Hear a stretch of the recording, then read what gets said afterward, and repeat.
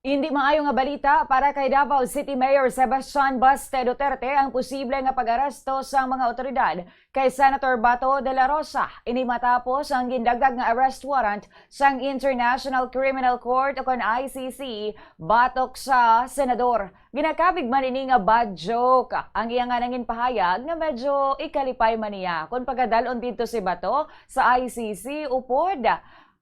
Agud nga may aranasan kaupod ang iamay nga nagapabilin gihapon sa ICC Detention Center halin pa sang tuig 2025. Ini kasunod sa iya nangin statement sa ginpatigayon nga Rage Coalition event sa Mindanao kahapon nga adlaw. Naghatag man ini sang iya komento sa administrasyon ni President Ferdinand Bongbong Marcos Jr. nga madamo na sunod sa iya ang mga nagasuprer sa idalom ni Marcos subong nga madamo gid ang nagakalatabo sa Pilipinas. Kaya gusto na naman nila kunin si Bato, ipadala doon sa ICC. Nalungkot ako.